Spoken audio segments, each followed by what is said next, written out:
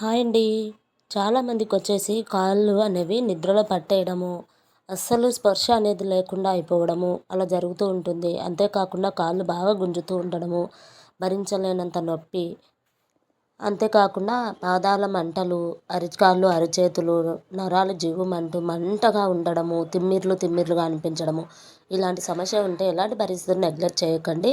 చాలామందికి నిద్రలో కానీ సడన్గా ఒక పావుగంట కూర్చున్నప్పుడు ఉన్నట్లుండి మోకాళ్ళ కింద కండ అనేది పట్టేసి ఎలాంటి స్పర్శ లేకుండా ఉంటుంది. మళ్ళీ మసాజ్ లాగా చేస్తే కానీ అది దారికి రాదు.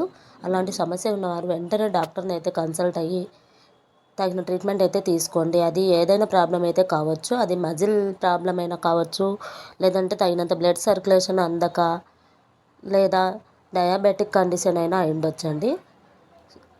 ప్రతిదీ మనం వచ్చేసి డిసైడ్ చేయడానికి లేదు. అంతేకాకుండా కొందరికి వచ్చేసి నరాల ప్రాబ్లం అయినా అయి ఉండొచ్చు. వీటిలో ఏదనేది క్లారిటీ రావాలంటే డాక్టర్ దగ్గరికి మరీ ఎక్కువగా అయిన తర్వాత కాకుండా జస్ట్ స్టార్టింగ్ స్టేజ్లోనే ఫైండ్ అవుట్ చేసేసి వెళ్ళి తగిన ట్రీట్మెంట్ అయితే తీసుకోండి. ఎందుకంటే కాళ్ళు అనేవి పట్టి వేయడము, ఎలాంటి స్పర్శ లేకుండా బిర్రుగా బిగించుకొని పోతూ ఉంటాయండి. కొందరికి పాదాలలో అలాగా ఉంటుంది.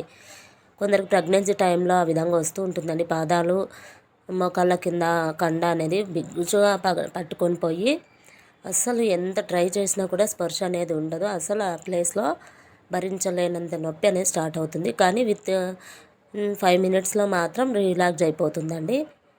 ఈ విధంగా ఎవరికైనా ఉంటే ఖచ్చితంగా డాక్టర్ ద్వారా తగిన ట్రీట్మెంట్ అయితే తీసుకోండి. ఎలాంటి పరిస్థితిని నెగ్లెక్ట్ అయితే చేయకండి.